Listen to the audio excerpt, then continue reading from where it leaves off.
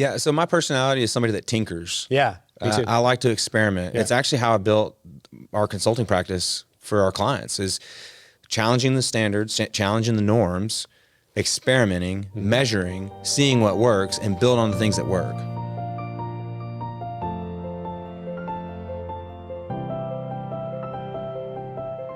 All right, guys. Well, hey, we're going to do an episode with Chris Hamilton today. He's been on a number of times, and so I won't go too deep into his background. But we figured as a special start to this podcast, Chris, you and I have been talking nutrition, health, human optimization, all those things we're both personally fascinated by. And you said, hey, why don't we start the podcast? I'm going to give you a CGM or a continuous glucose monitoring system, and then we're going to take a look at the readings and use it as part of the conversation. So what are we about to do, Chris? Why don't you tell folks? So I've got a continuous glucose monitor here. This is one of my own personal ones. I'm not a diabetic, but I've used these over the last year to understand better how my body responds to certain stimulus, like particularly food or sleep or exercise, what certain foods might trigger a higher response in my blood sugar, how I feel. So I'm really just trying to optimize how I feel. And this is just another means to be able to track. It's a data point, right? It's a data point. Yeah. Okay. Yeah. All right. So guys, if you are listening right now and you hear us talking, maybe pause, go watch the video if you want to see this application. He's literally going to put it on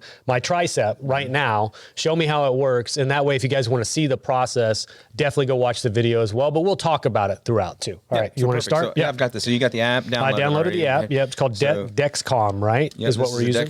Yep. So the one we're going to use is a Dexcom G7. Okay. So here's the device. We've got the app. Yep, go ahead and get an app. Alcohol swab. I'm going to get an alcohol swab too. I've already washed my hands. Okay, so we're going to do my left tricep. Yep, and I'll swab it again for you because you're not getting exactly on the right Okay. spot. But I'm going to go ahead and clean my hands real quick. So you've seen me wash my hands, but I'm also going to kind of clean them up with an alcohol swab. I'm going to get a second one here. Because this is actually going to prick the skin, right? It's going to poke through. There's a little bitty needle that's inside of this. I don't know if it's a needle or if it's a sensor or whatnot. Okay. Oh man, did you do some push-ups before we did this? Bro, you better believe it. Hey, I knew we were going to be on camera flexing the triceps. Okay. All right. So now you're clean. So you've already scanned this, right? So it's looking for it. Yep. So what I'm going to do is I'm going to unscrew this. Okay. And then we're going to put it onto your So it comes in a little capsule. It's like a plastic capsule, You can see right? that. You can see the needle on there. It's tiny, and it's not going to go straight in. It's going to burrow under the skin. It's not going to hurt. Okay. It's super comfortable. So what I'm going to do is I'm going to put it onto the back of your arm. I'm going to push it in, and then on 3. 1, 2, 3. I did it on. So you did it on 2. That's a doctor's trick, right? You do it on 2. Trick, yep, I did. I literally did not even feel that. So what's going to happen is it's going to search for that sensor. Okay. And while we're doing that, we're going to go ahead and put the seal on the back. All right. So the seal goes over it or something? Over it. Okay.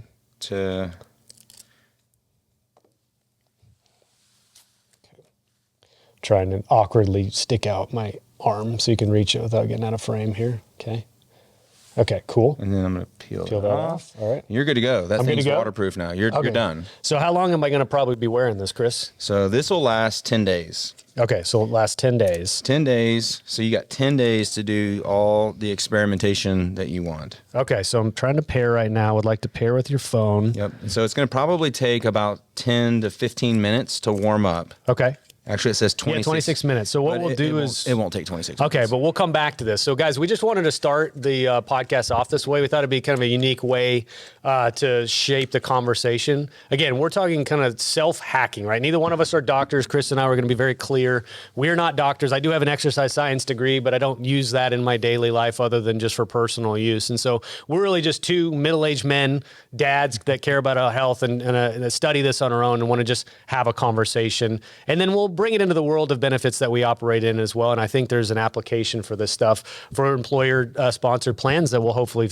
kind of brainstorm on as well. All right, guys, we just did the CGM. Chris put it on. We're waiting for the app and the sensor to warm up. And so I will come back to that once that happens. And then we'll pick that up and we'll show you what I'm seeing in real time, live data on my phone so you can see the results. But Chris, before we start this full conversation, you've been on here a number of times. That's fine. People can go watch those. But real quick, if this is the first time they've seen you, who are you, man? So Chris Hamilton, I'm a partner and the employee benefits practice leader at Hotchkiss Insurance. We're a statewide insurance brokerage. and I lead our employee benefits consulting practice. Cool. Yeah. And you've come on to talk about sales. You've come on to talk about benefits. Then you were on my 100th episode roundtable. You just did the MSK roundtable that hasn't come out yet. And so I think this is actually your fifth appearance, which is fifth or sixth. Yeah, it's crazy. You're definitely the most shown guest on the podcast. But this is where I think you and I have a real serious personal interest in this type of stuff. So we're going to talk about health, personal health, and how we shape this. We're not doctors. We've already covered all that.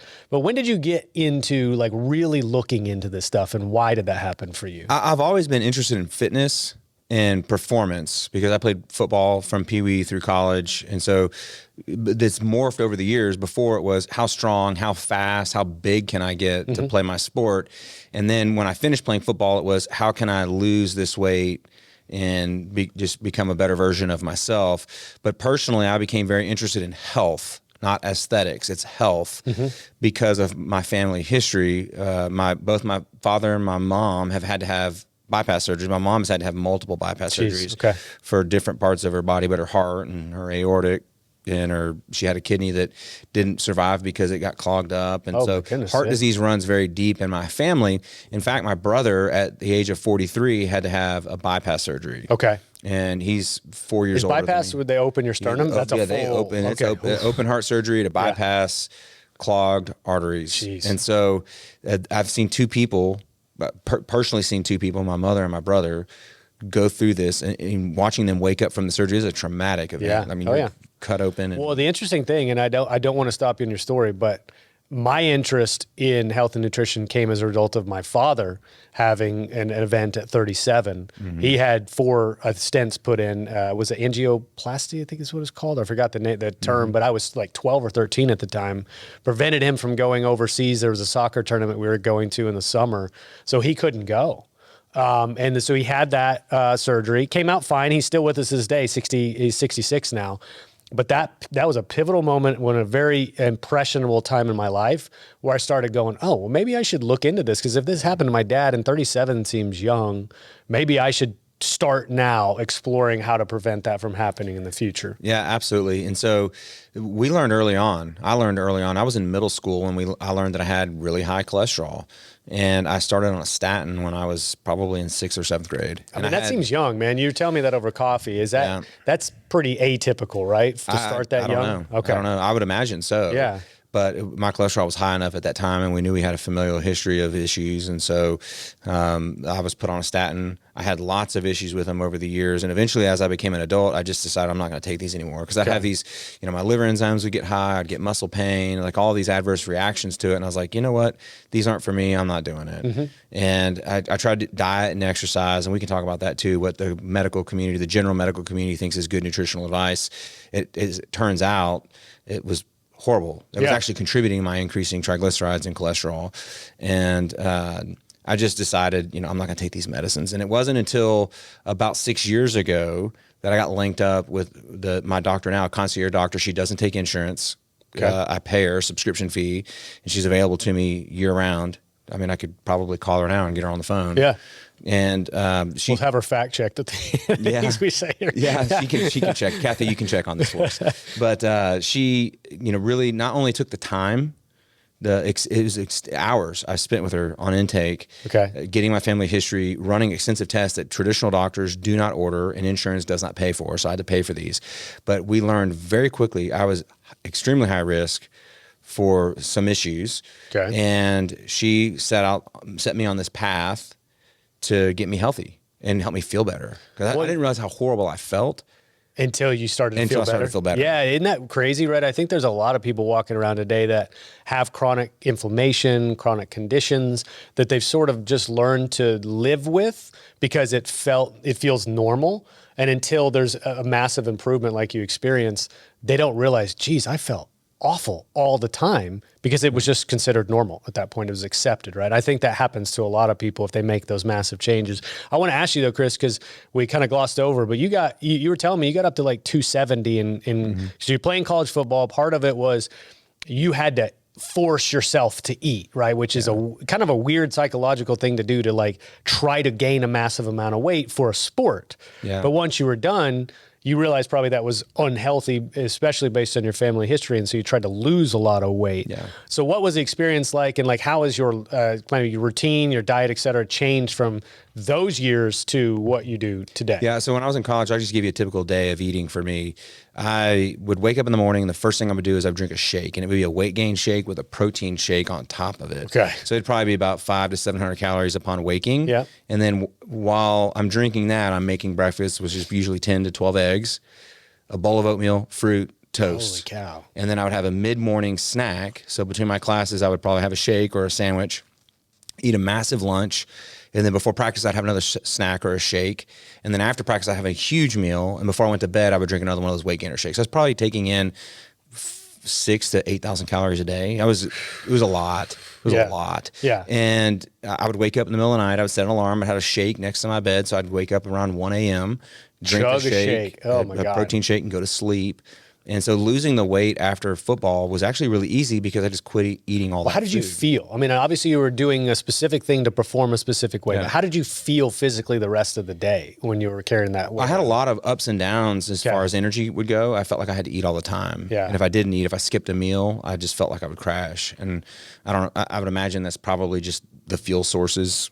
It wasn't necessarily the most nutritious food. But yeah, I probably looking back didn't feel very well. It didn't feel good to carry all that weight. Well, no, and that's why I look back and I was the opposite. I played soccer in college. So cardiovascular fitness, right, was a big portion of it. You know, actual anaerobic or physical muscle fitness wasn't as big a deal as the aerobic capacity. So I was playing at 140 to 145 pounds, depending on before or after a game. So I was a pretty slight guy. I'm 5'8". Now I walk around 165 and I'm much more focused on adding muscle than I am necessarily cardiovascular or VO2 max and things like that. But I also ate terrible. I mean, versus what I know today, this is 20 years ago when the low fat craze was what everybody was the marketing was everything around like avoid fat at all costs, right? And they were doing those weird things, the potato chips to strip out the fat, but so you could still eat potato chips and we thought it was healthy. All that garbage, right, that we know now was nonsense. So I didn't feel great and I'd have massive ups and downs just like you. Everything was focused on that 2-hour practice or that 90-minute game. As long as I optimally performed during that window of time, the rest of the day be damned for the most part. Of course, now at 41 years old, a dad, I don't play soccer anymore. The way I want to feel and operate and the way that I want my baseline to be higher at all times rather than peaks and valleys like I used to have. I mean, it's night and day difference the way that I live. Yeah. Well, I want to focus on longevity at this point. Yeah. I've got kids. Yeah. I want to be around to see and play with my grandkids.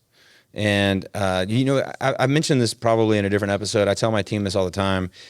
We don't get paid to shoot a basketball like LeBron James or to hit a baseball or throw a pass like Tom Brady does. But make no mistake, we are professionals. We get paid to do something. Yeah. Oh, yeah. And if you think we speak for a living, we think for a living, we have to provide advice to people, we have to have energy to carry our work out.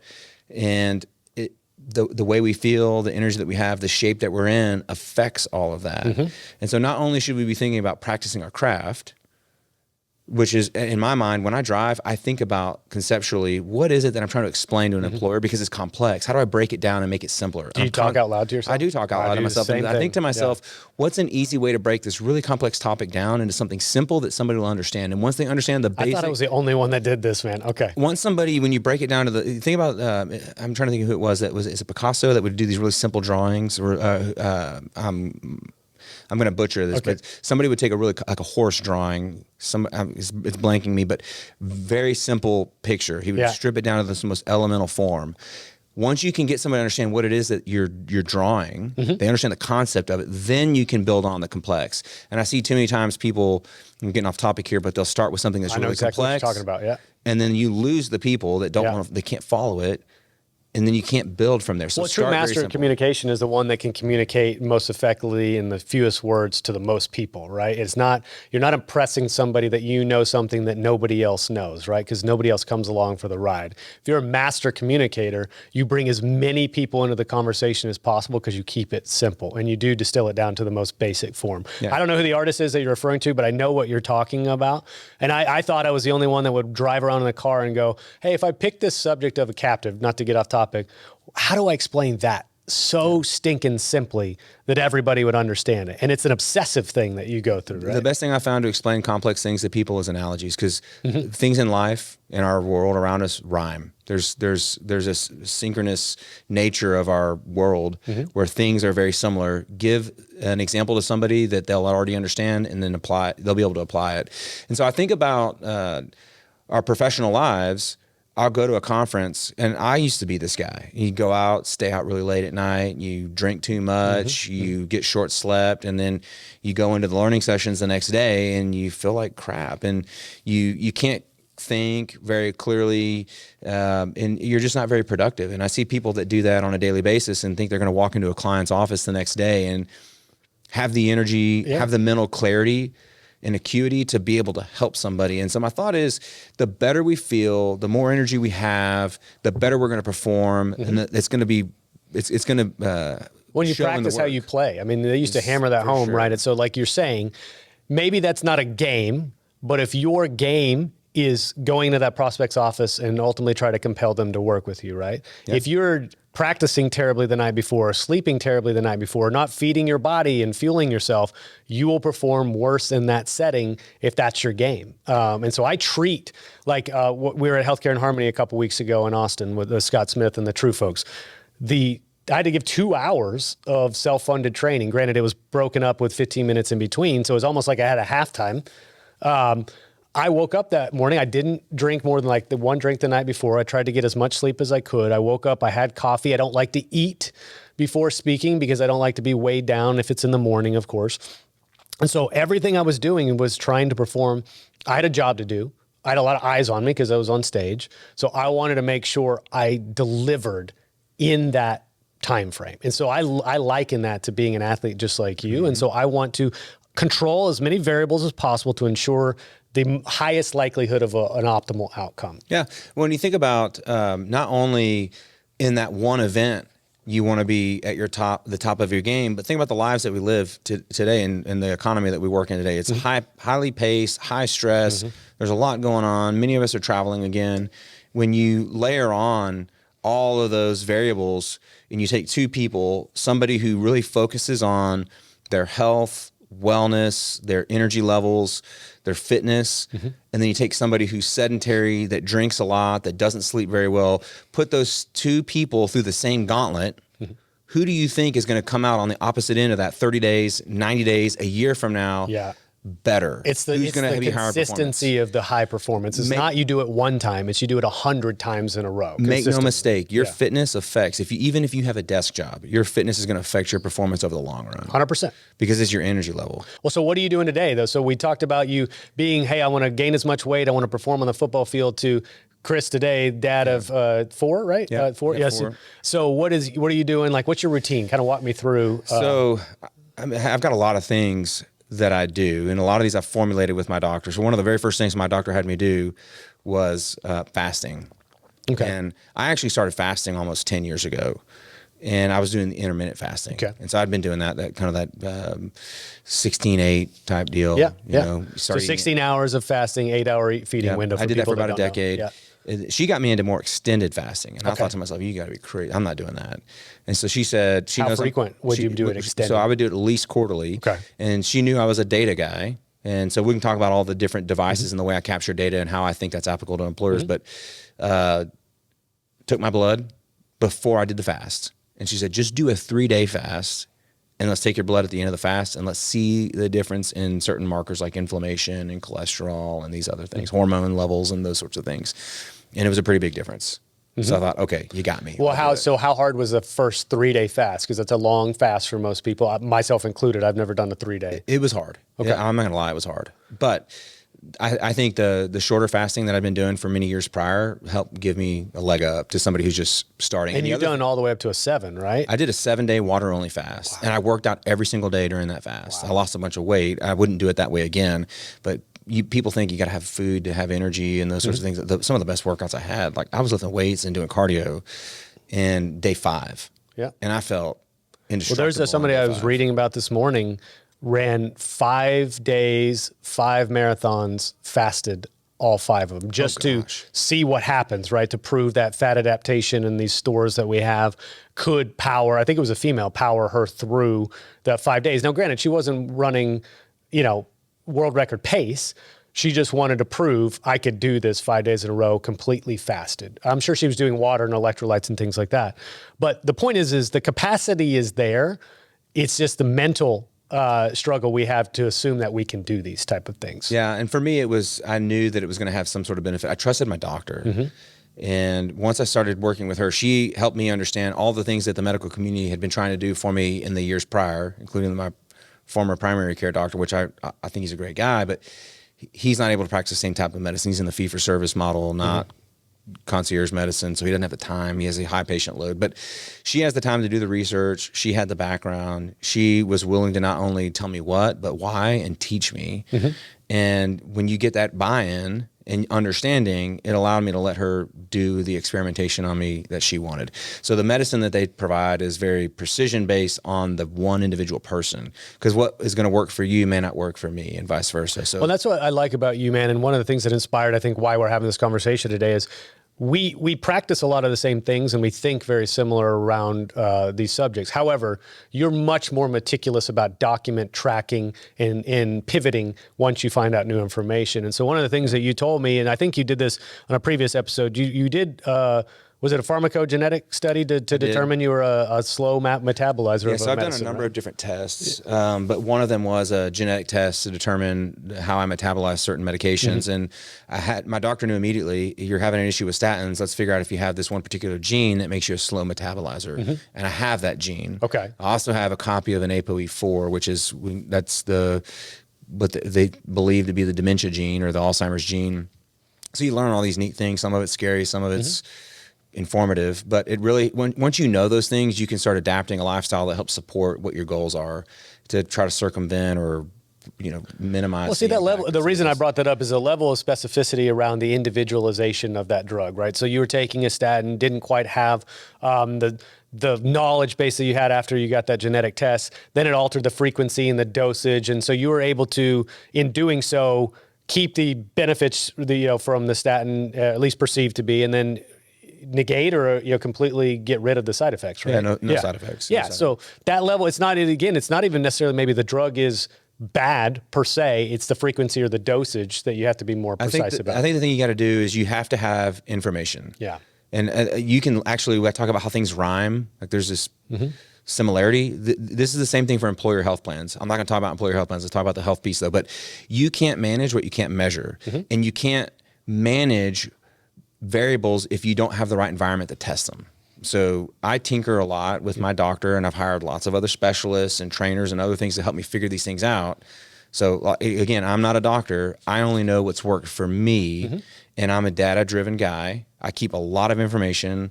I get my blood checked. I get a very comprehensive blood panel every quarter. Okay. And I have a spreadsheet. I track it all. And I can look back over the last 5 or 6 years, quarter by quarter, at changes in cholesterol, changes in hormone levels, changes in inflammation, all sorts of things, changes in, even down to the individual vitamin level, vitamin D, the B vitamins. Well, so what have been the most profound things? So like if somebody's listening to this, right, guy or gal, doesn't matter, and then you could be 25 or 55, it doesn't really matter, but of the things that you think have had the most profound impact or changed for the better your life, what would those, whether it's testing or behaviors, what would you say those things are? You mentioned fasting or intermittent fasting. I think that's helpful. And there's a lot of other things that I do. So my doctor got me into sauning and cold plunging and all of those other things. I've done those those are very helpful. The number one thing I found that has changed my life is sleep. Sleep. Okay. That's the number one thing that's changed my life. And you're tracking that with your Apple Watch? I have an app called Auto Sleep. Okay. And it'll track. Some people use Whoop bands and whatever else, but I want to know how much REM sleep, how much deep sleep, how much total time of sleep. What's my, go to bed and waking times, and I track those sorts of things, and I can track variables. So I used to drink alcohol, and I still do occasionally, but Same. Yeah. I've noticed what it does to my sleep. It destroys sleep. It destroys. There's no doubt. Yeah. And you may have 8 or 9 hours total time in sleep in bed, but you still wake up really groggy and foggy and that sort of thing. And I don't want that. I never really probably get 8 total hours. I'm a 5:30 riser kind of guy, so that means I'd have to go to bed at 9:30, and that's not always realistic with 2 little kids, and my wife and I want to have a chance to spend at least 30 minutes together, right? So I don't always get to bed, I would say, on time to get 8 hours, but I am very careful about the consumption of alcohol, especially during the week and you know, when I know I'm getting up for work. But I can tell you one single drink now at 41 years old has a profound impact on the quality of sleep, the way that I feel in the morning. And it's not just the grogginess, it's I feel, and I haven't tested it, so this is where CGM will come in. I feel that it lowers my blood sugar when I wake up. And so I've started my day off in a hole. And sometimes it's harder to get or longer to get myself back to what I would consider baseline to feel good, to operate at the right level. And so why would I want to keep doing that if every day I'm starting below baseline and having to work my way back up to baseline just to feel good again? What if I just eliminated the thing that I feel takes me below baseline so that I start every day feeling the same way? So you got to this point, and it's a question that my doctor always asks me when I'll say, well, what about this test? And the number's not high or low enough. And she'll say, but how do you feel?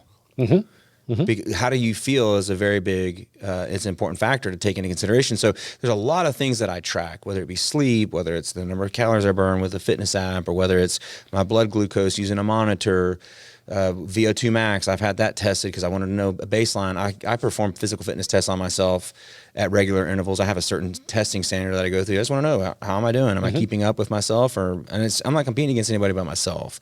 I want to have a certain level of fitness as I age.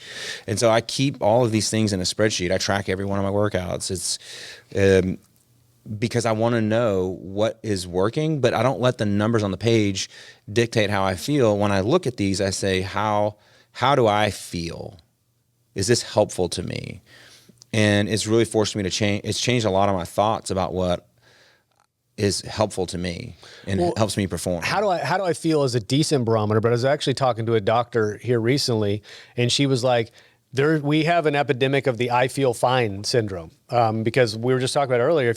If your norm is feeling like crap, but I feel fine because this is how I normally feel, the I feel fine syndrome to her was that, yeah, you feel fine until you don't, and you have a massive heart attack or a stroke or something like that. And so if you're only going off feel, this is one of the things, again, that I'm starting to think about, why am I not as meticulous as I probably should be, is because I feel fine. I feel great most days.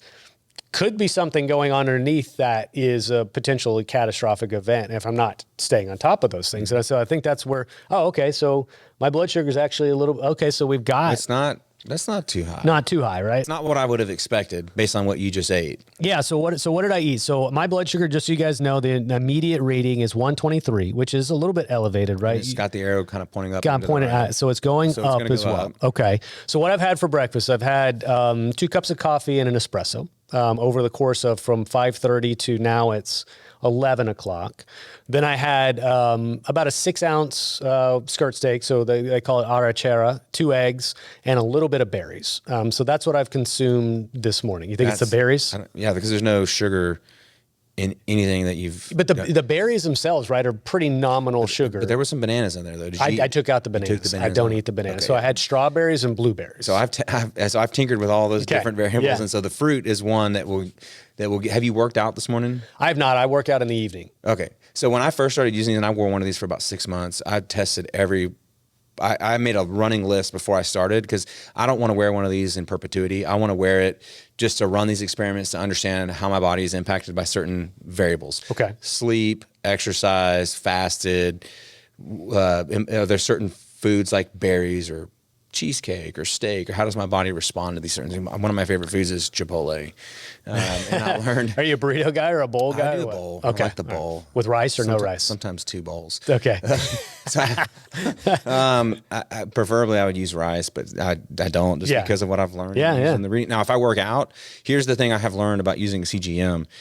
Exercise is like a free pass. Don't take this the wrong way, but it's almost a free pass to eat whatever you want. For me, it is. If I do any sort of like calisthenic or weight training or high intensity intervals on a assault bike, or running or something like that, I can pretty much eat whatever I want. My blood sugar's not going to move. Okay. I was like, oh, I'm going to test this out. I'm going to give it the extreme test. I'm going to eat the full burrito with the flour tortilla and 2 pieces of cheesecake.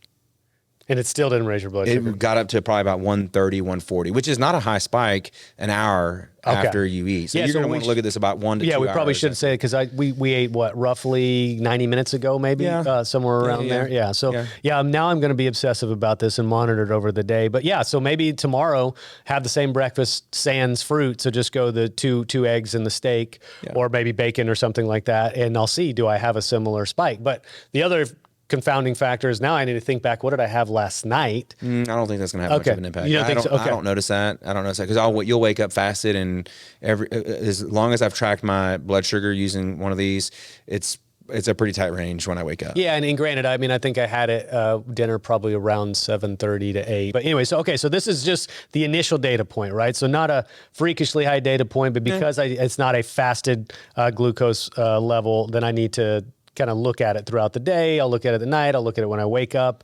And then you said this thing will stay active for what, about 10 days? About 10 days. Okay. Yeah, maybe 10 and a half days. So yeah, you'll get 10 days out of it. It's interesting. I mean, there's a lot of interesting things that you'll be able to track with that, and kind of piecing all these together. So somebody might say, well, why would you want a CGM, and what does that do for you? Or why would you wear a Fitbit or a Whoop or an Apple Watch? What are you getting from that? How does that actually help you with your life? And I think about the gauges in a car. Okay. Right. If you have you drive a high performance car. Some people drive a car that only has the speed on it, right? But there's people that are interested in measuring what's the temperature, how fast am I going, what are the RPMs, how much fuel do I have, all of these different things. And that's all of these devices give you those sorts of output on your body. So I think about the Apple Watch. It helps me track my sleep. It helps me track my steps. That's like my odometer. How far did I go? Okay. The calorie counts. That's my fuel gauge, right? Okay. And I think of the CGM as more like the temperature gauge of my body. And it's not a temperature, but it gives me this ability to understand how my body's responding to certain types of fuel. Well, and that's just it. This is a singular data point, right? I obviously need to add other data points to it if I want to be scientific. Because if you look at just one singular data point, it doesn't tell you the rest of what's going on and the contributing factors to it. Well, right? The one thing you're going to want to do with that app is, as you eat, you're going to want to go in to the app and put what you ate. Oh, put what I ate. And okay. then you'll be able to go back and look historically, man, when my blood sugar spiked, what was it that I ate leading up to that? Well, you did say coffee, though, can contribute to it. It does. Right? Yeah, okay. So when I wake up in the morning and drink a cup of coffee, it'll raise my blood sugar probably 10 points. And my doctor says it has something to do with cortisol and converting glucose. I don't know. This is where I'm not a doctor, but I just take her word for it. It's like, yeah, okay, it raises. I noticed that when I drink coffee. The other thing, I think I mentioned, I cold plunge first thing in the morning. That catapults your blood sugar much lower. Really? Okay. It like dramatically. So I'd wake up and I'd probably have a 89 to 95 fasting glucose in the morning, and I would jump in a cold plunge, and immediately after it would probably be in the 50s. Critically low. Critically low. Yeah, but then it pops right back up. Yeah. Pops right back yeah, up. because what's your body essentially doing there? It doesn't know that I'm Chris and I'm hopping in a cold plunge. It knows, like, holy crap, I'm in a really, really terribly cold water and I need to survive, right? That's right. It's making changes to your physiological changes to ensure your survival. We've just decided to add this to our regimens nowadays. And I don't do it as frequently as you, but what do you call this, Chris? I mean, biohacking is a term that I think you and I both kind of cringe at. I think that's the extreme end of this. Yeah. What do you kind of consider this topic or this theme that we're covering here? I like to think of it as optimization. Okay. Like I want to feel my best, and whether it's you're talking about diets, and I say diet, I'm not talking about like a fad diet. I'm talking about just the foods that we eat, how you eat. Yep. The nutrients that are in those foods. Are our bodies able to absorb them? Do we need a vitamin supplement? And I used to not take any sort of vitamins. I'm not taking pills. I'm not doing that. I would drink a protein shake or something like that. But having my blood tested, and she's testing for all these different types of fatty acids, EPA, DHA, ALA, all the different vitamins, folate, B12, all the different vitamins. I was deficient in a lot of them. And no matter what I ate, she would prescribe, well, add these foods to your diet. Let's see how it works. Okay. Still deficient. So I started supplementing. Interesting. Okay. And trying to dial in what dosage of these vitamins should I be taking to get optimal levels in my blood. Was there any specific vitamins that you can recall that you were definitively deficient in? Vitamin D. D? Okay. Yeah, super low in D. Think about it, right? We cover our bodies. Yeah. We don't go in the sun. When we do, we're wearing hats and sunscreen. Yeah. Our bodies are naturally create vitamin D, and so we're all probably deficient in it. And I would say when I started taking that and getting my levels up there, I noticed that I started feeling better. I was very deficient in vitamin B12 and EPA. So, the fatty acids from fish, that sort of thing. Well, I was actually reading yesterday, vitamin E is kind of an anti-inflammatory. So especially, it's a really high dosage that would be required. But I was reading a whole thread about IBS and how seed oils can contribute to IBS, so irritable bowel syndrome and all the distress that happens and inflammation. That vitamin E was one of those things that was suggested as a way to counteract it, right? Obviously, their argument was get rid of the seed oils so you don't have the issues. But hey, vitamin E is a way to sort of help mitigate some of the inflammation that happens as a result.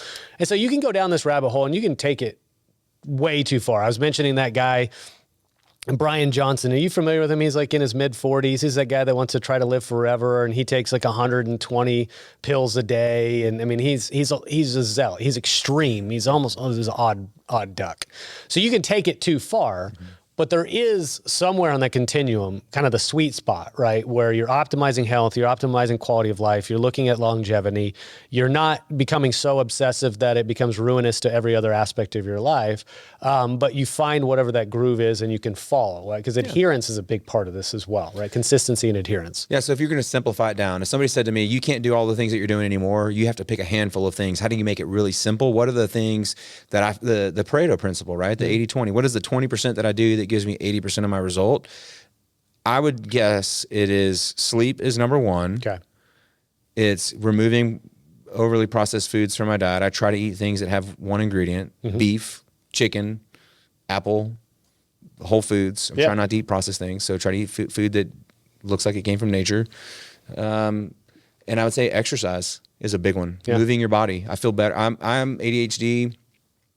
I will go crazy, I feel, if I do not move my body.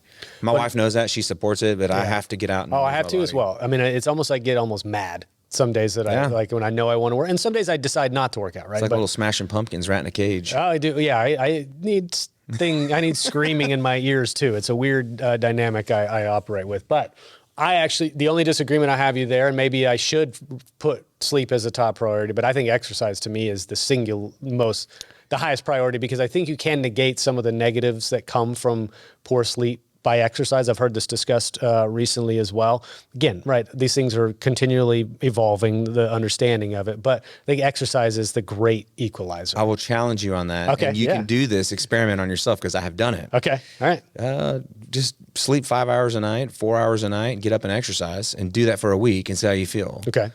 And I'm telling you, I did this, and this is why I've changed my philosophy on this, and I'll tell you what I do.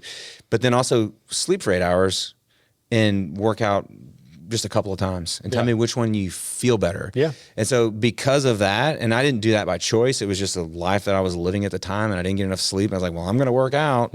And eventually it catches up with you. It's burning the candle at both ends. Now I don't even use an alarm.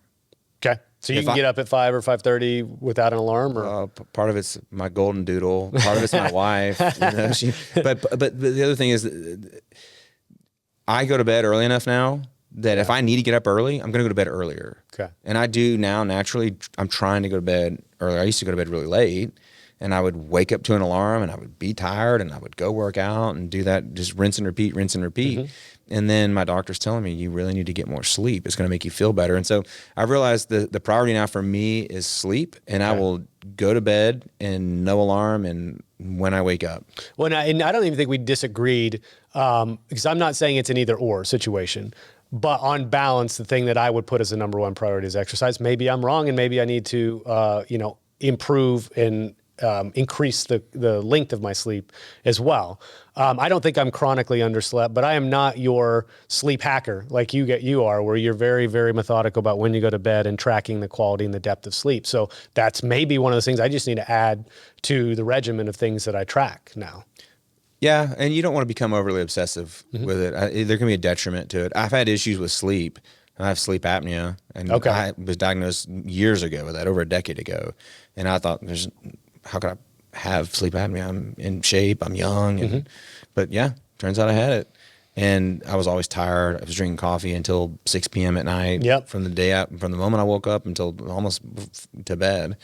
And that really helped me. And then I just realized, even though I had sleep apnea and I was treating it, I just still wasn't prioritizing the length and the quality of sleep. Yeah. There's a lot of things that affect the quality of your sleep. You talk about the lighting in your house, looking at screens before you go to bed, looking at things that are upsetting. So we're in a stressful environment where, sometimes Read an email or something. you that's read an stressful, email that pisses you off and you ruminate on it. That happened. I mean, honestly, that's what woke me up this morning. I had something that happened yesterday and I woke up with my heart racing because I must have been dreaming about it. I don't know, but I woke up and couldn't go back to sleep. And I was like, well, I'm awake. Let's go. Yeah. So I feel that, and I think for me, it's one of the things you said a little while ago. It's like doing the big picture stuff, trusting that, we have stressful lives. We have kids. We have, you're running a practice. I obviously have a lot of responsibilities at Pareto.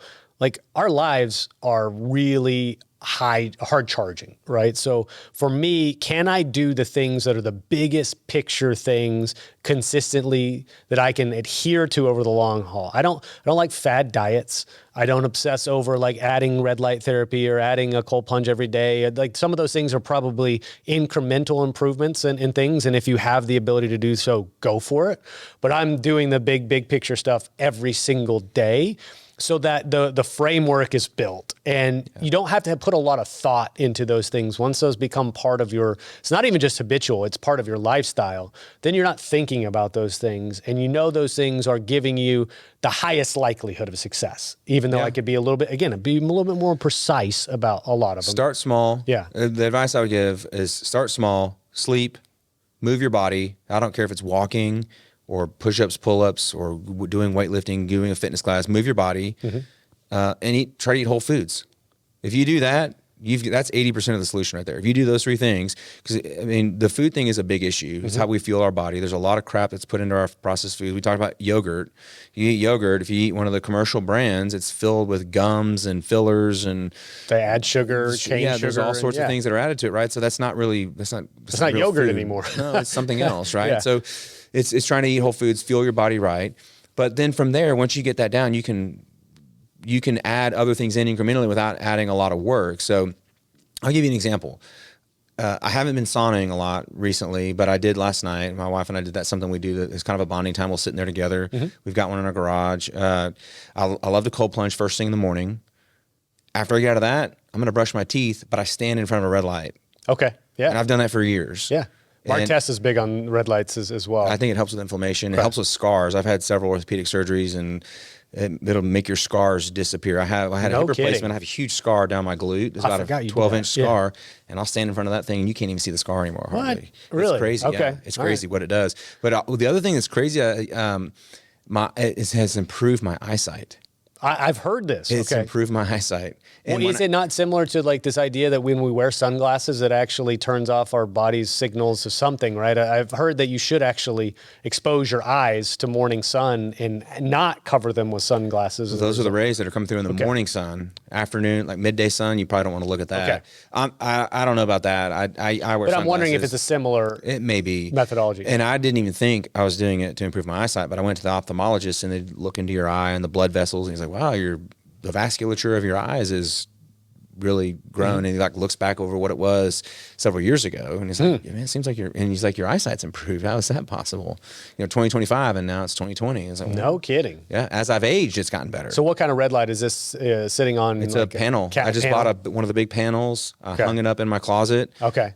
Which is kind of weird. I brush my teeth in my closet. Yeah, I shut the door. It's a walk-in closet. I shut the door. The lights are off. I turn the red light on, and I stand in front of it. And how long? Sometimes 5 minutes. Okay. Sometimes 10. Sometimes 3. So yeah, just depends on the day. But I try to do it. That's like the James Clear Atomic Habits. If you don't have time to do it, scale it. Okay.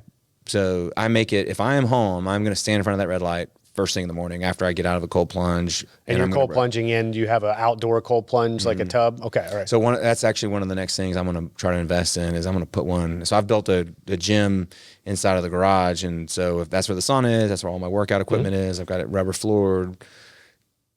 I want to put a cold plunge in there so that I can just, that's going to be where I go. I want to get a nice one. Okay. So All right, man. the one I have now is a little austere. You're challenging me on a lot of things, which I appreciate. But you don't have to do those things. No. I just say, and I'm not challenging in I feel threatened. It's just like, oh, you're somebody that I respect immensely. I hear a lot of the folks that I follow, influencers, talk about these things, and I've done them in pockets, right? I've done cold plunges on Saturdays with my wife outdoor at Lifetime Fitness over the winter, and we did 2 or 3 minute plunges, and we did it together. It was a bonding thing. Then I'd go sit in the sauna after a workout, and so we tried to make the Saturdays, that's the day we do those type of things, but haven't scaled it at the consistency. Red lighter, again, I mentioned it earlier. It's one of those things that I think probably has incremental improvement. It's not a big one. Yeah. Not a big one. Hey, once you've hacked all those other things, why not, right? If you have the means and it's something that doesn't really change your day or get in the way of other things of getting ready for work, it's one of those things, why not, right? There are certain things that doesn't appear to be any real downside to them and only really potential upside, so why not? Yeah, so my personality is somebody that tinkers. Yeah, me too. I like to experiment. Yeah. It's actually how I built our consulting practice for our clients is challenging the standards, challenging the norms, experimenting, measuring, seeing what works, and build on the things that work. Okay. And, so I think there's a lot of cross applicability. Well, can we talk shop for a minute? I mean, sure. Because I think ultimately we don't just want to do these things for ourselves. I mean, I want to influence my family, my kids, my wife, and things like that. And maybe the friends around me, just like you're influencing me in this conversation. And hopefully we might be influencing some folks that are listening. However, there's a scalability that I really am interested in. And I actually had a guy last night talk to me about writing an article about diet nutrition in the benefits world and like, how could we see changes? And he said, hey, could I quote you on something? And I just came up with kind of my thoughts.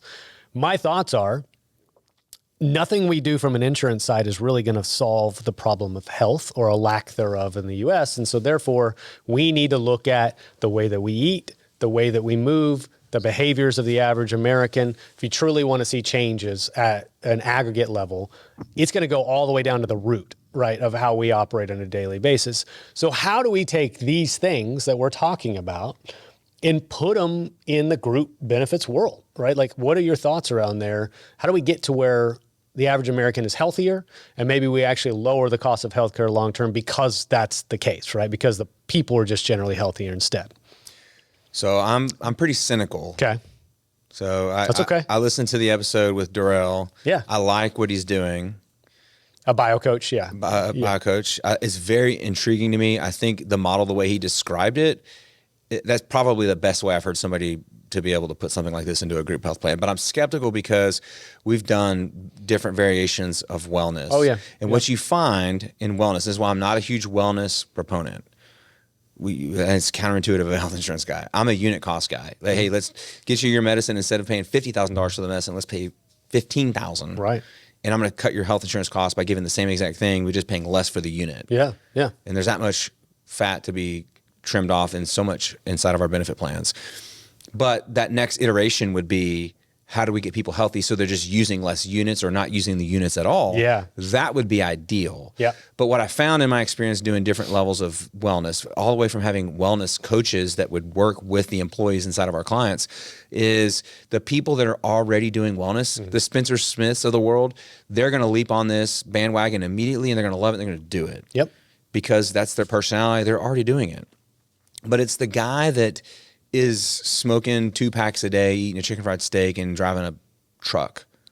Or it's the CNA that's working between patients inside of a nursing home that doesn't have time to eat a healthy meal, or maybe doesn't have the means to go out and do all the research or the time, right? As soon as she leaves work, she's caring for her kids. And that is just, those are the people that we have to reach, and we have to make it accessible for them. You have to make it really 2 things, really 3 things. It needs to be easy, it needs to be quick, and it needs to be cheap. Yes. All those 3 things. Well, and that's what, so, Actually, you know what? What? As Do you have a thought? Do you have a well, profound? this is how my ideas come. Okay. They just come randomly. So it's like, you just asked me, what's the simple, what are the things that generate the most return? Because if I listed out my things that I do in a day, and there might be 10 things, but are there 2 of them that generate the most return? And whatever those 2 are, how do I incorporate those into that? Yeah, and you'd say you say sleep, I say exercise. I mean, diet's a component of that, which would be a close third. I think maybe diet for a lot of people that don't have the time to exercise or might say they don't, right? Or don't have the time to sleep. That's a variable that could be controlled. I think one of those 3 big picture things, if we could control for one, obviously, ideally all 3, but if we could control for one, then, you could see improvements in people's life. And this is where I get to. So like, have you seen the pictures of folks like on the beach in the 1960s in the United States, and there's not a single overweight person in sight? Yeah. So some people get into this world of, it's genetics. I'm obese because it's genetic. There might be a component of that, but the genetics of the average United States citizen didn't change in 2 generations where now everybody's just obese because of genetics. 60+% of the population is overweight or obese. Somewhere around 11 or 12% is diabetic, right? We know those things have catastrophic impacts on long-term health, which have catastrophic impacts on the health of an employee benefits plan.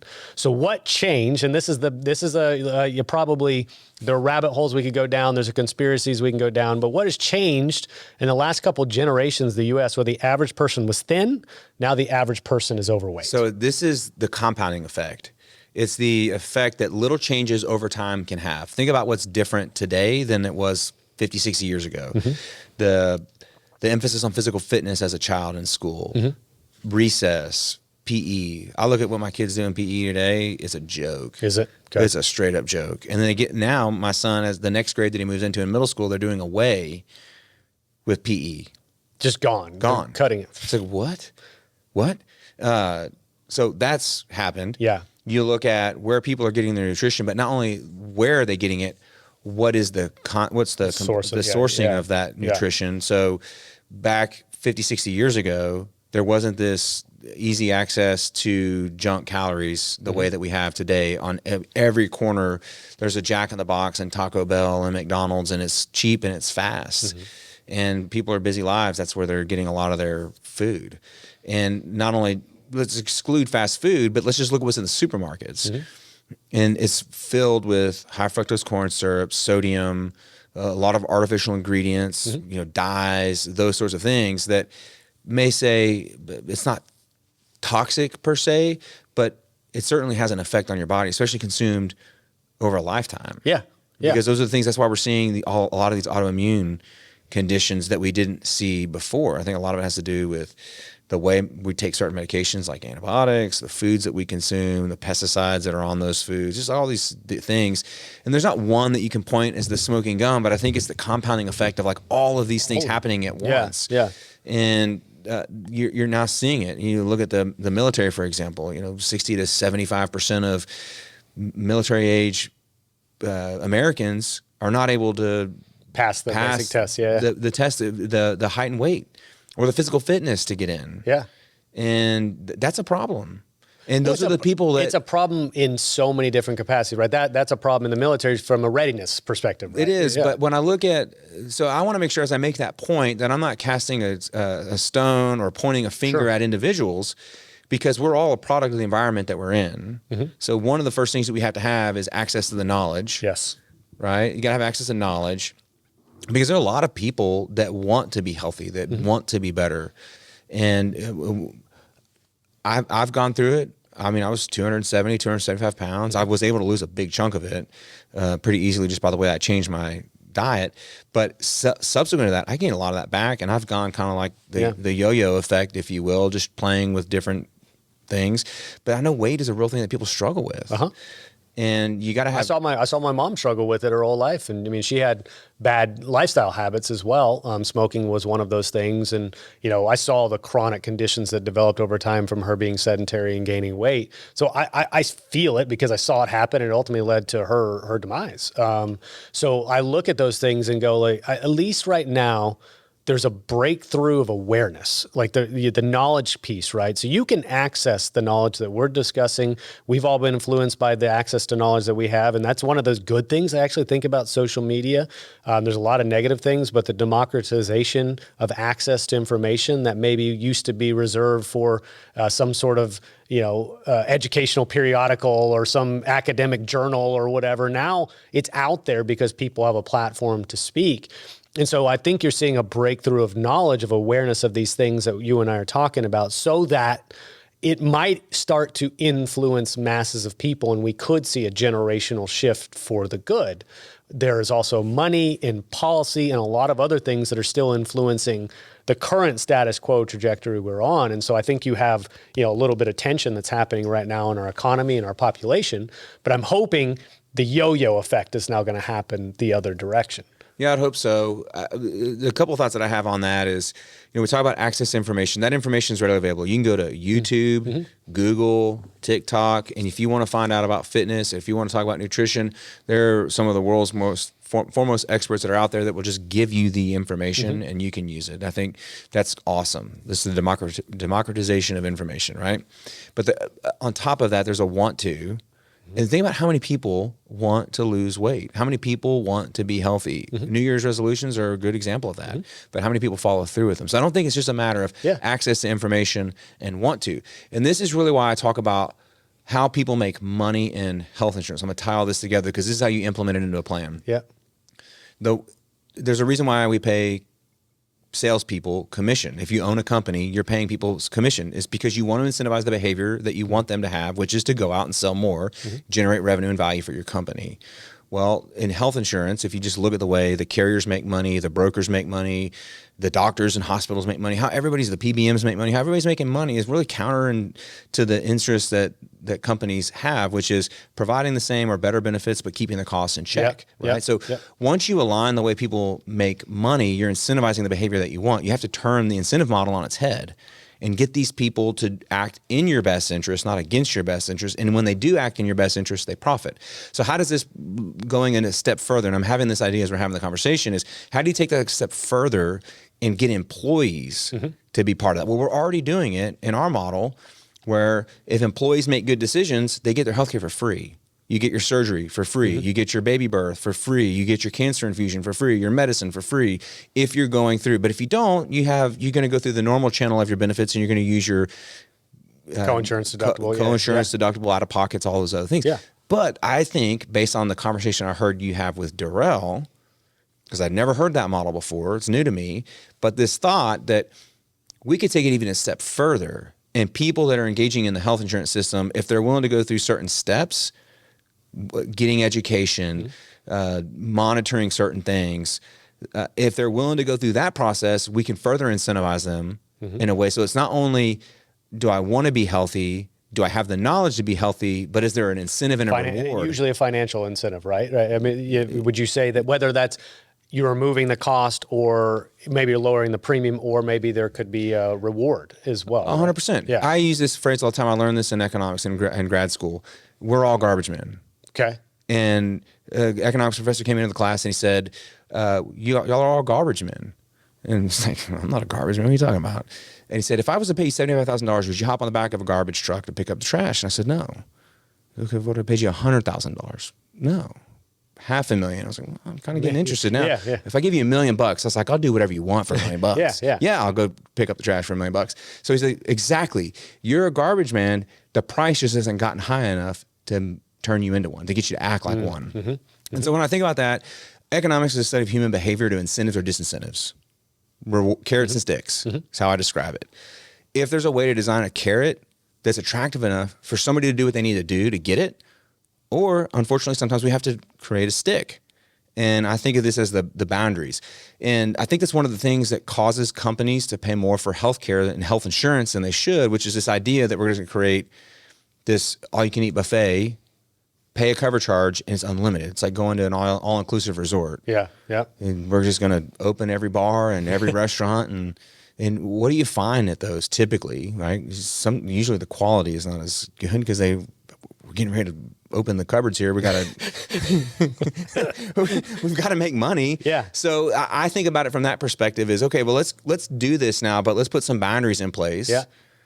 So that we can provide the highest quality, but we can keep the costs in check. Well, and that's where an obligation as an individual comes into play too, and that's the one I literally had this conversation yesterday.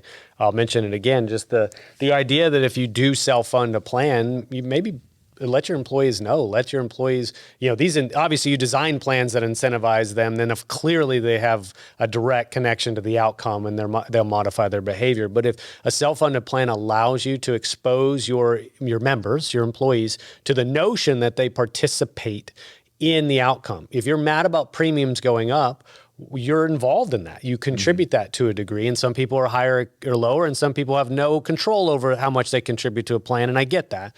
But ultimately, all those employees play a role in how much the cost is going up, right? So should there be some obligation for them to participate to a certain degree, right? And actively participate. So there is a way to do that. Okay. So think about how companies do profit sharing plans today. And there are companies out there that if we meet certain targets, we're going to have a bonus for employees.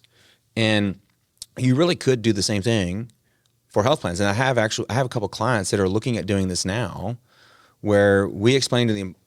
Does the lights go down? Yeah, that was weird. Weirded me out. Like you got mood lighting came down for this particular. Well, keep talking, man. No, it's just I got distracted because the lights went down. So is there a way to share what you just described with the employees that, hey, we're taking ownership of this, and if it performs well, we're going to provide a bonus structure. And the way the structure is done is premium holidays. Premium holidays, But think about what people paid. I mean, I'm not talking about Fortune 500 companies. I'm talking most of the companies that might be inside of a captive. They got 50 to 500, maybe 1,000 employees. They're mid-sized employers. Inside of those companies, if you really benchmark what the average employees are paying, maybe not for employee only, but when you start adding spouses, children, and families, it gets expensive. For your average 100-life company, they're paying $1,500, $1,800 a month for their family, which is more than a car payment. It's probably equivalent to a house payment, right? Yep. If you go to somebody and say, if this plan performs really, really well, all of us, we're going to give you the ways to help manage it. You're going to become a steward of this. You benefit if it performs well. I like that idea. I'm a huge proponent of giving people incentive, and it's almost like having ownership, it's having skin in the game. Well, skin in the game, and even a lot of companies use the term family, and I don't know if it's. I don't like that. I don't either. We debated that internally at our firm. I don't like the term family. I don't get. And again, that's what I'm saying. I was about to, and I agree with you. I was about to say, I cringe at it's not your family, but they use that term. Well, what does family do though? Family holds each other accountable, right? Family participates. I as the provider of the household, have certain obligations. My wife, as sort of the caretaker of the household, has certain obligations. The family as a whole unit, though, has obligations to one another to hold each other accountable, to make each other better, and all those things. And so that is a way that, again, cringing at the idea of calling it a work family, but you participate. You are part of this. It's a community. Community, yeah. We I use like that term. Yeah, community, obviously at Pareto, we use that a lot. Community is a good word. But I want to go back to what you said, and maybe we'll kind of work towards the end here. I share your cynicism about wellness.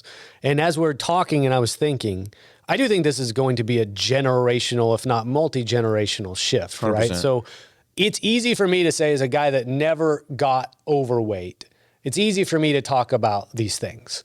If I was in a situation where I was 50 pounds overweight, I know it would be a lot harder to get back to this baseline. So I'm going to go ahead and confess that right now. Why I bring that up, though, is my hope in the way that I operate and what I talk about is to influence the 16-year-old, the 22-year-old, to never let themselves get that far in the first place, because it's so much easier to maintain if you don't go too far. It is so much harder to come back once you've let it go. And so I think about the 60% or so that are overweight.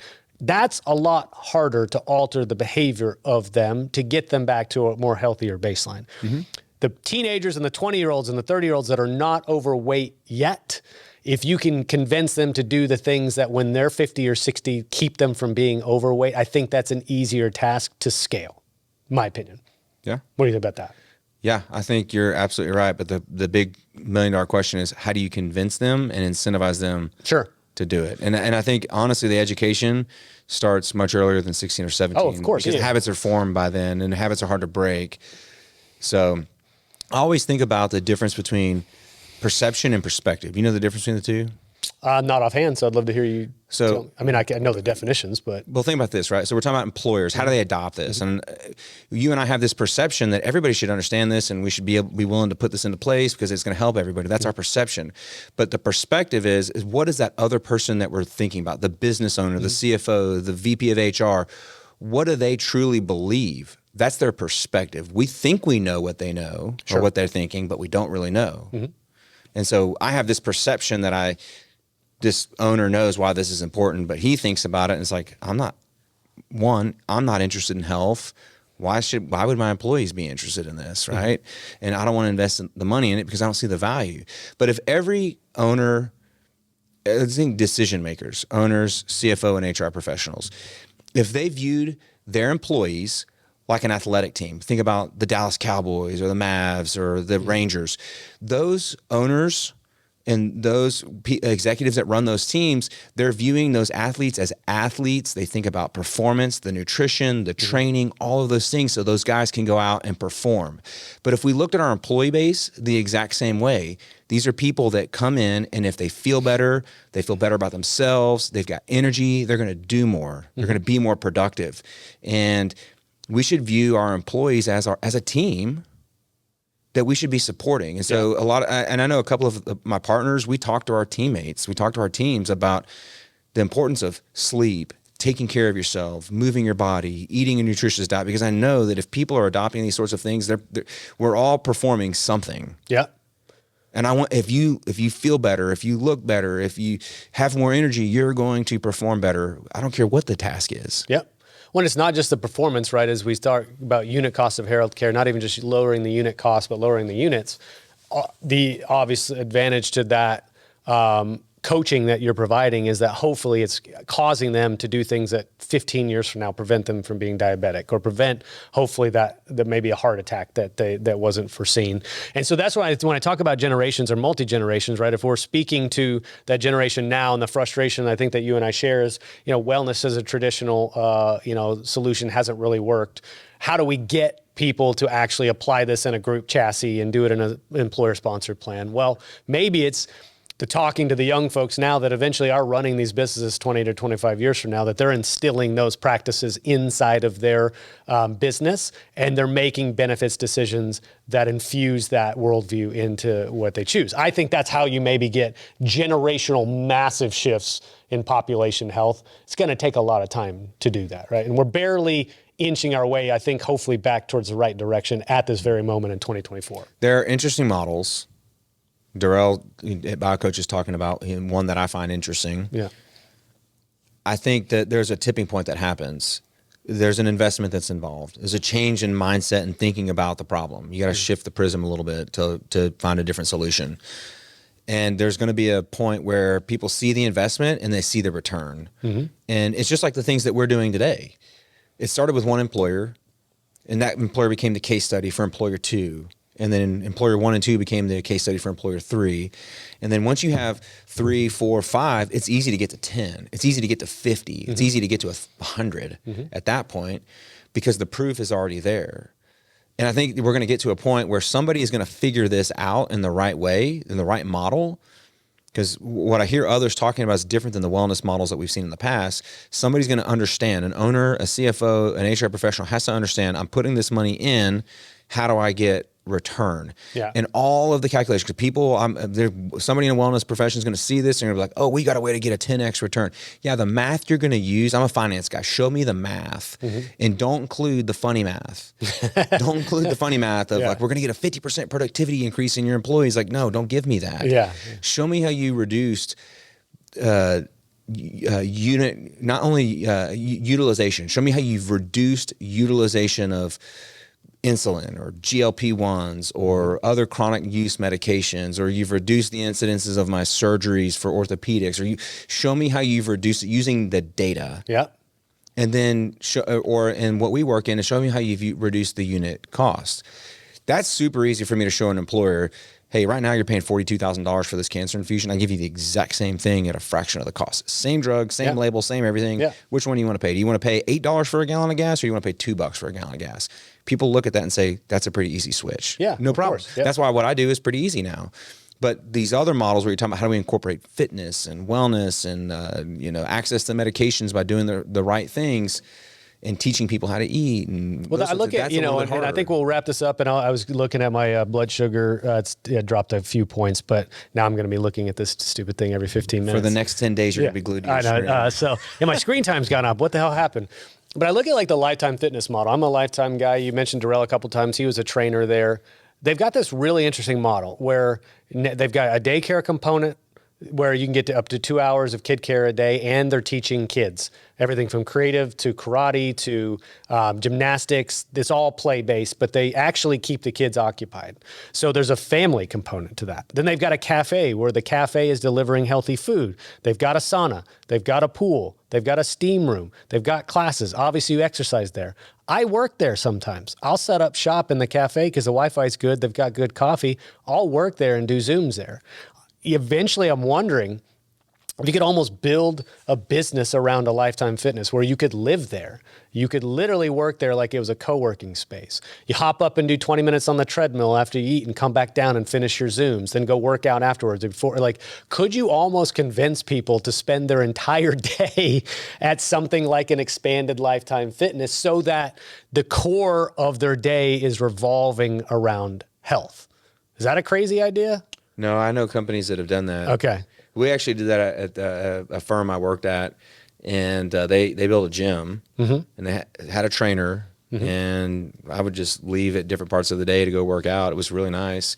I built a gym in my office. Okay. People made fun of me, but I had rings hanging from the ceiling and But see, that's why I think you scale it with a big box shop so that the pricing is spread across multiple employers. So it's like a co-working space. So it's not one company bearing the cost of the entirety of the build, right? It sounds interesting. Yeah, I'm not saying it is the solution, but I just looked at it and I think about it. Man, I could spend almost all my day up there.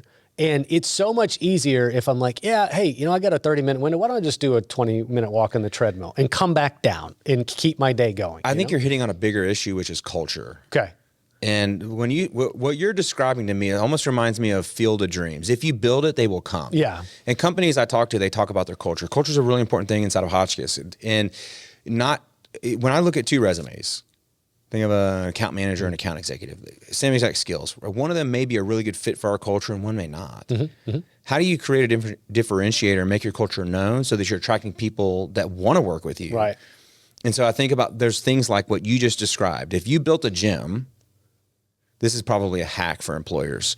If you want people that are going to be healthy and low utilized of your plan, build a gym and advertise the gym as a benefit. I'm being facetious here, but have walking treadmills with a laptop hooked up, and do all these sorts of things and promote that sort of lifestyle inside of your company.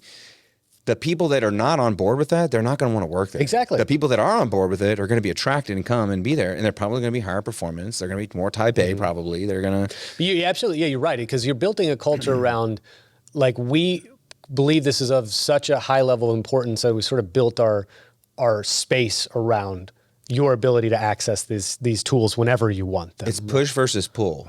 So if you think about it, are you attracting or are you having to pull people along, push people along, right? Yeah. So are people on board and want to be a part of this culture, or are you having to force people? So I think about some of the employees that we all know, right? I'm going to continue to smoke my 2 packs a day and eat the chicken fried steak and drink a 6-pack of beer when I get home. Like, that guy is going to be really hard to convince to subscribe to this lifestyle. So you're going to have a lot harder time getting that person, but that's the person that we absolutely need. But yeah, to I think you're right. And then this is, we'll kind of end here, but next time you and I have a podcast, which we'll do it again this year, I'm going to book 3 hours and we're just going to talk as long as we feel like it, because I've always wanted to do an epically long podcast. And I also want to do one where there isn't really any premise that we go in with. It's just, let's just see what comes out of it. So we'll do that next, so we don't get rushed for time. Yeah. But I think you're right. It is, you're creating a culture. And, I work in a company that has a fantastic culture. You can tell the companies have great cultures. So I think you're right. Maybe that is the way that we solve some of this, right? You're pulling up the monitor, so I wanted to, we can so finish there. The last thing I would tie this up, and this is just kind of reminds me of what employers should be thinking about as how do we tie all this together? Yeah. These devices, whether it's a Fitbit, a Whoop, a CGM, a scale, body fat meter, whatever that is, like these are ways that we measure performance, and we measure are we doing the right things that are moving us in the right direction. And I mentioned I'm a tinkerer, and so I've had some of the most amazing clients when I started this business where I didn't really have a proof of concept, and I would tell these employers, you're sick and tired of paying more money. I think this is going to work. Let's try it. Your worst case scenario is if it doesn't work, we'll move you back to the old way you were doing it. Think about the upside that's here. And so I had clients that allow me to experiment with things like this on them, as the proverbial CGM on their health plan. And that's really what's guided us as far as determining how do we provide more and reduce the cost. And it's experimenting and measuring and monitoring and continuing that process of experimenting. And so now we know what works because we've been doing it for close to a decade. Well, that's why I love talking to you, man. You combine all the things that I personally and professionally love to discuss. And so that's what I was saying. Next time we're going to carve out just as much time where there is, we'll ramble till not a single listener sticks with it the whole time. But for those of the folks that listen, I really appreciate you guys letting us kind of talk about something that Chris and I are both passionate about, but we do want to deploy these things in a professional setting as well. And it's something that I literally think about on a daily basis. And I appreciate you giving me the CGM. My blood sugar's down to 119, so it's dropped 4 points, and I'll be obsessively looking all day. Hopefully you guys, let's go. Oh, go for a walk. Go for a walk. I'll bring it down. Yeah, I'll go for a walk. Okay. And maybe I'll update folks at some point down the road what I learned from this episode as well. So thanks, Chris. Can you ask me where you can find me? Where can I find that question out? You, Chris Hamilton, if I'm interested in getting a hold of you, Chris Hamilton? So LinkedIn is a really, I like to connect with people and just share ideas. LinkedIn is a great place. I created a YouTube channel, Benefits Insider, and I share both short and long form content. I basically give our strategies away of what we're doing. It's been great because it's also spurred conversation with other advisors and collaboration, idea sharing. I also never thought I'd have this, but I have a TikTok.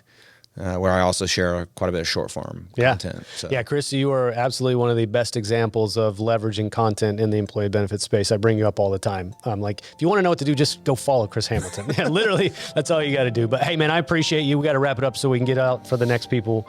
But I appreciate you, dude. And thank you.